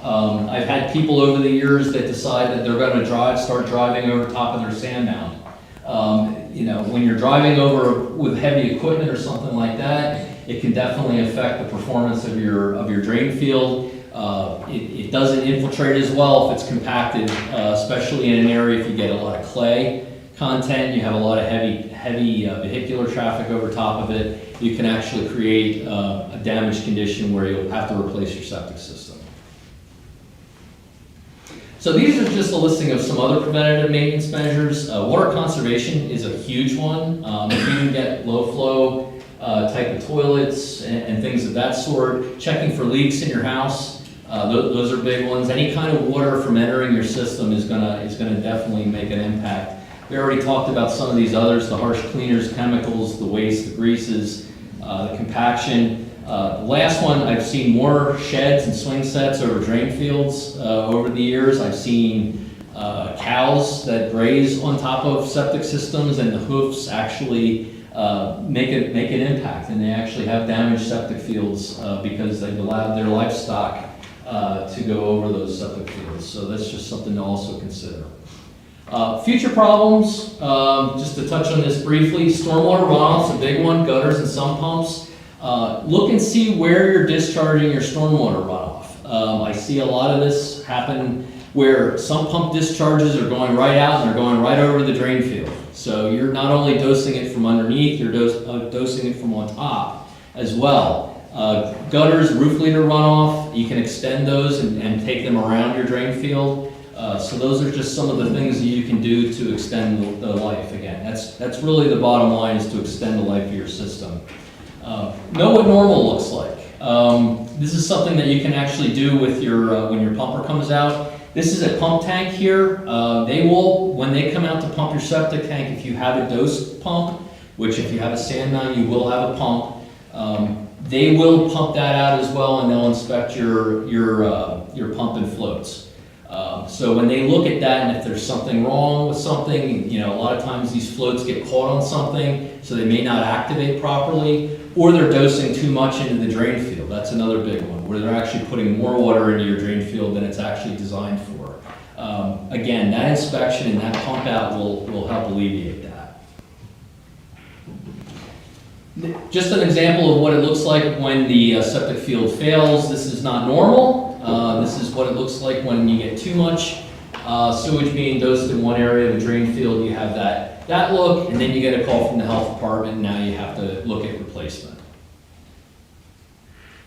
Dye test, this is just a way that if there is a problem identified or you're trying to find the source of a leak, this is something that an SEO would use to find where the genesis of a leak would be occurring. We drop dye in, and it just follows the path, and you'll see fluorescent green show up in the areas where it's coming from or going to.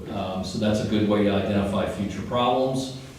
The subtle and no subtle clues, there's odors. You know, if you smell odors, sewage related, you may have a problem. These are all the things that are actually looked at when that inspection is done by a pumper. You as a homeowner can also just use this as a guidance. If you run into an issue like that, give someone a call. Be it the health department, be it one of these registered inspectors, pumpers. They may be easy fixes, they may not. But the sooner you get to it, the better. It can cost you more money down the road, is what the general guidance is there. And again, this is what you want to prevent. That's a serious overflow situation. I had one of those over in Carnarvon Berks one time. It looked pretty much just like that. And it went right into the creek, and then you have all kinds of issues with fish kill and other aquatic life being affected, obviously, is what we want to avoid. Options to reduce or eliminate malfunctions. Again, we kind of covered these, so I won't reintroduce those. Those are some minor corrections as we just talked about. Testing and design, you would go into, and major corrections may involve a new system, and those are the types of systems like we talked about earlier.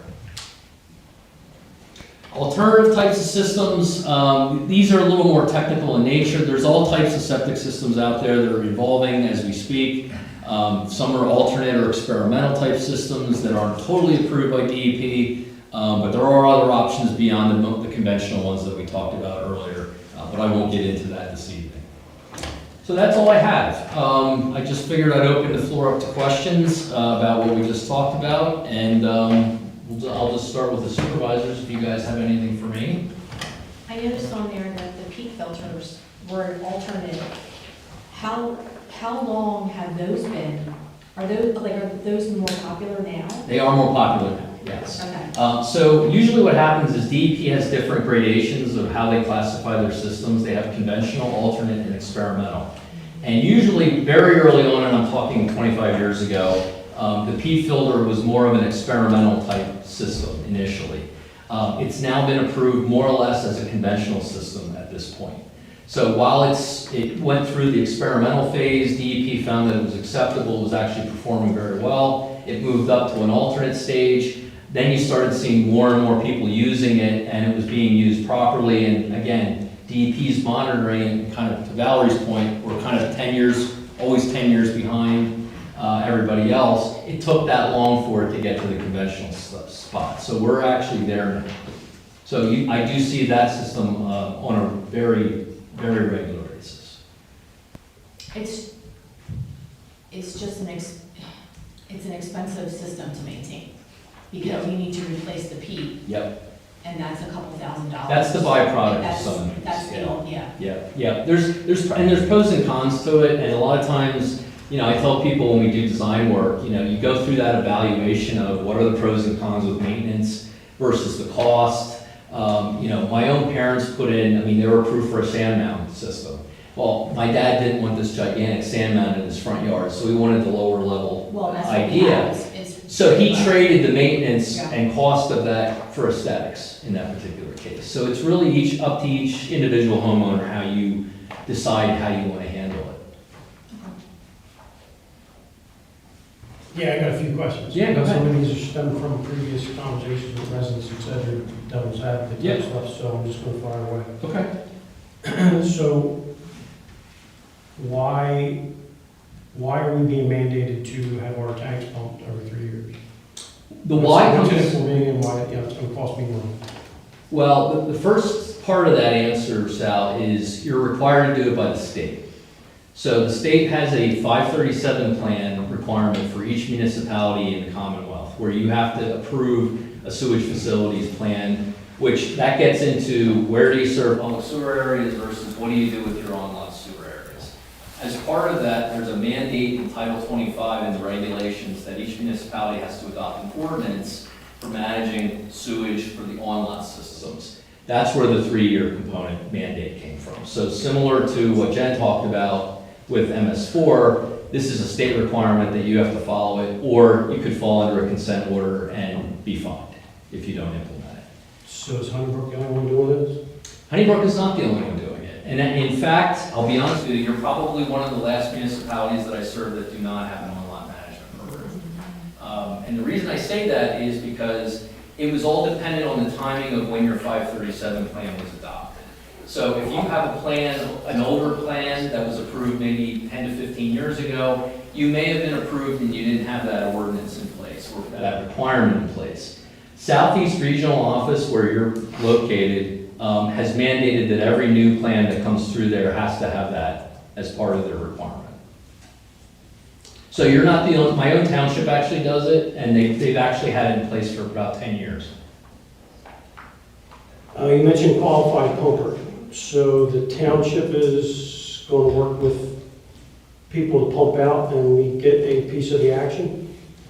So for the pumping requirement, you are allowed to use any certified pumper that is out there. And certified, the health department actually has a list. I believe the website is going to have the link, Christy, of any registered pumper or inspector that's approved by the Chester County Health Department. So the township has no say? The township has no say over who you have to use or not have to use. That's entirely up to the property owner to make that decision. And along with that, each pumper is going to have their own cost. Okay? So the cost that's going to be paid by the resident, it's going to be up to them. You know, I use Wind River for my pumping. I know for my system, it cost me about $400 to get my system pumped out. I have a 1,200 gallon tank and a pump tank. So I have 2 tanks. It's about $400 for them to come out and inspect it. And again, it's only every 3 years. I'm sure that there's some that are less expensive and there's probably more that are more expensive. But we have no say over who the actual individuals use. So by creating this ordinance, the township's basically taking over our septic system? Taking it over? No, it's actually not being taken over. It's still your property, it's still your responsibility as a property owner to maintain your system. What we're trying to do as a township is have an ordinance in place that, number 1, meets DEP requirements, first and foremost, and 2, protect the township and the water quality of the township. So by enacting this ordinance, which you've already done, and the three-year component, you're actually helping with the MS4 stuff that Jen just talked about with the water quality, because you're actually improving the level of effluent that's entering the water courses out there, or the ground that eventually feeds the water courses, and over time, you're actually going to identify problem areas of systems that may not be functioning this very day. So if you identify those as part of the pumping, those systems get replaced and or repaired, again, you're improving your water quality as a result of adopting this ordinance and following that.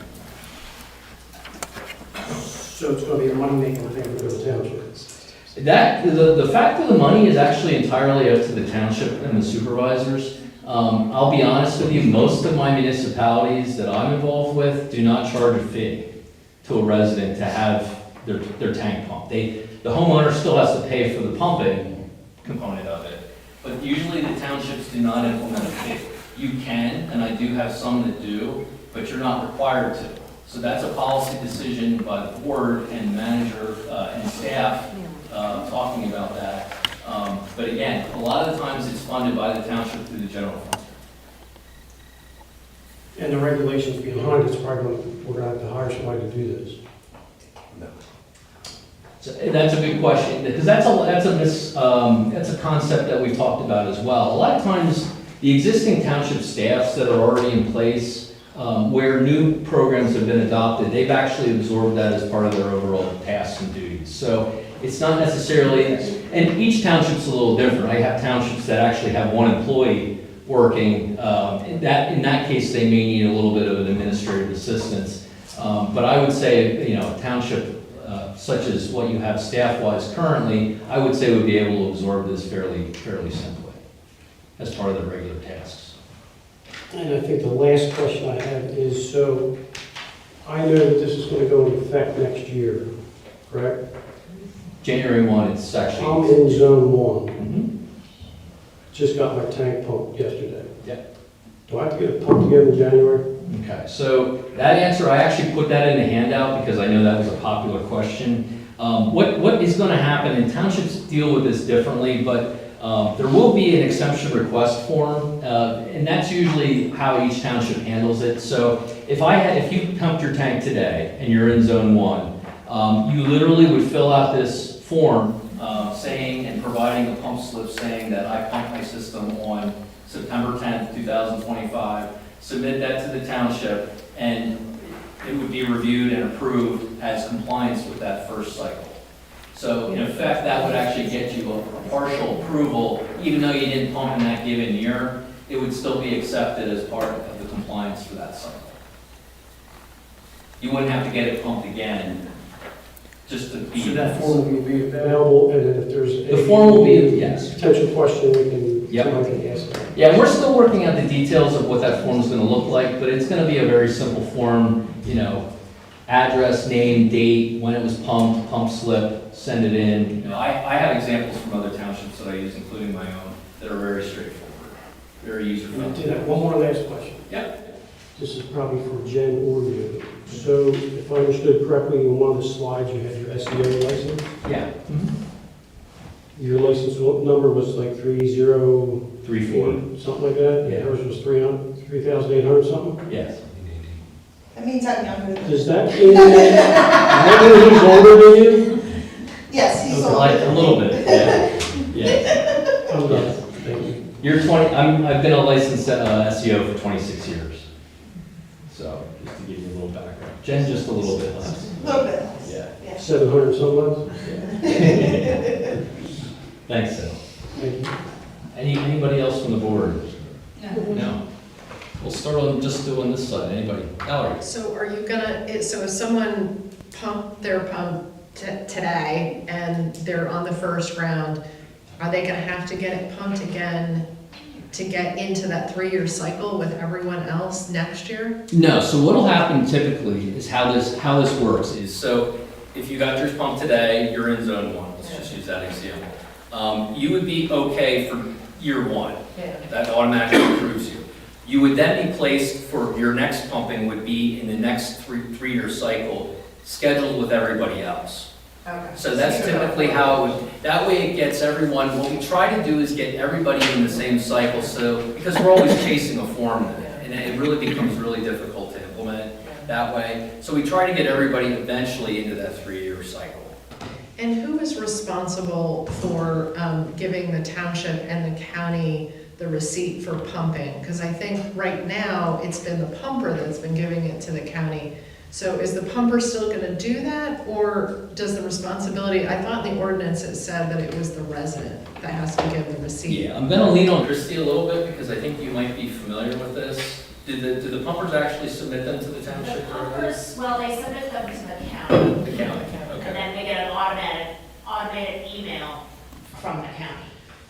But the ordinance said that Well, I the think- resident had to give it. Right, so I think in terms of the ordinance and legalities, you know, ultimately, it's kind of the same thing if there's a zoning issue on your property and you have a tenant there, it's still the landowner that's responsible because it's your property and your Yeah. system. Yeah. So the township doesn't care whether you come and physically hand the form in, or if your pumper comes Yeah. and hands the form in.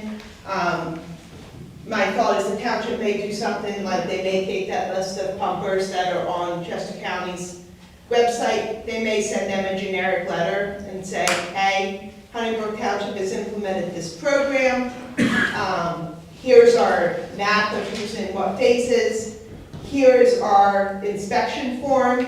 You know, please be aware of this if your pumping system's in the township, and tell them it's perfectly acceptable for them, you know, to submit those forms to the township. And it may be that these haulers and pumpers decide once a week or once a month to take all of what they did in Honeybrook and, you know, submit them. So from a township administrative standpoint, they don't care if you come or, you know, if the pumper comes or, you know, everybody on your street, one person comes in.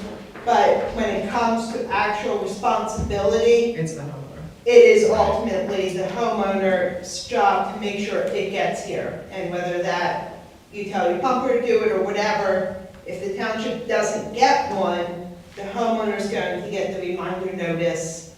And then by the end of the year, if they haven't come in and there is enforcement, it does go back to the homeowner, and that's just from a legal standpoint. Yeah, my experience has been too, a lot of these pumpers, now that these ordinances aren't so, you know, this is not a new concept anymore by this point. They look and see where do you live, and they usually just send it to the township anyway. I know mine does, and they never even ask me if they have an on-lock program, so. But you will be notifying all the pumpers that. Yeah, I think that would make sense to do that, once we get this give them a heads up makes sense. Make it as easy as for the homeowner as we can. They understand these things far more than your average landowner, you know. Yeah. Who didn't read the ordinance and No, I decided agree. it's I right, agree. you have to do Yes. this thing. Yeah.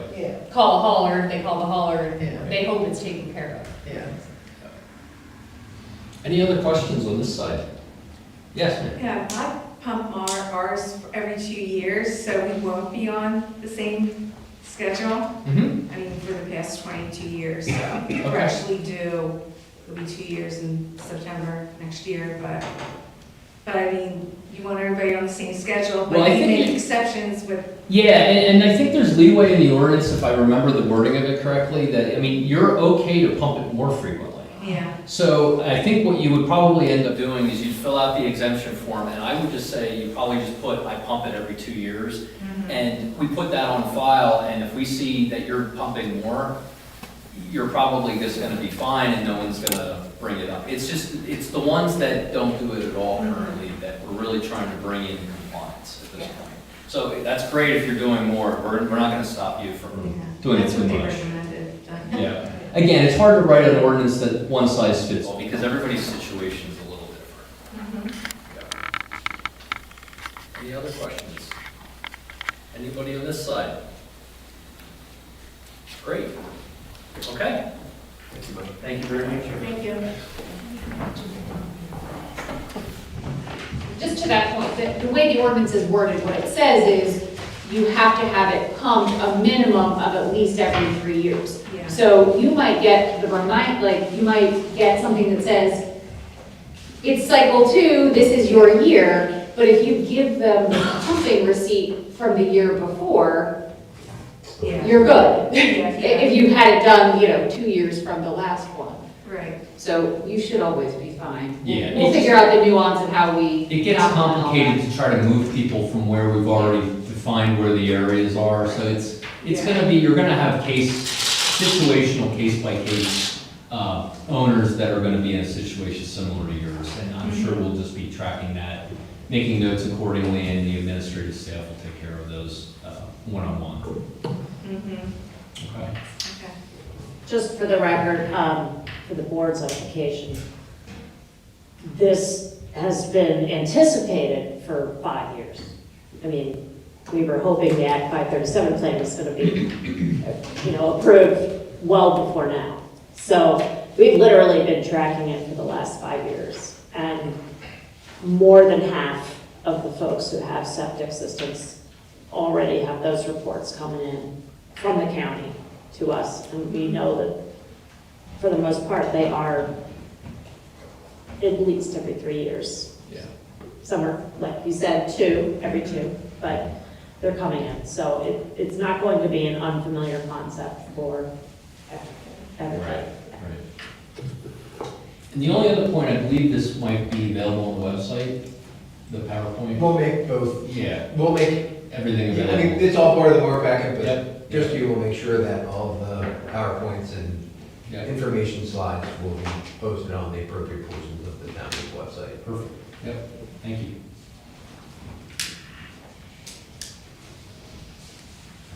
All right. Is there any other new business?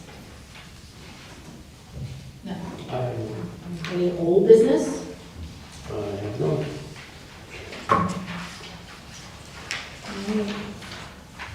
Motion for adjournment. I have a question real quick. About a month ago, excuse me, I received a phone call from Brook Hardware saying that they are not participating in Harmony Day and having yard sales picked up, being put out there, that they will probably do theirs in the spring at their new place.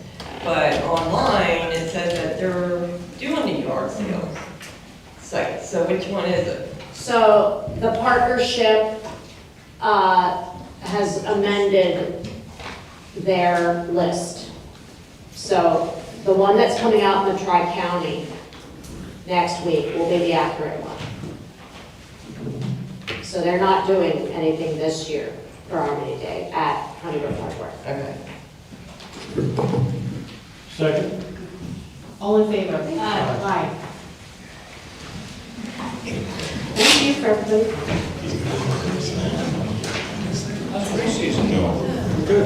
Yeah, sorry for asking. What? Sorry for asking. Cool, That's okay. That's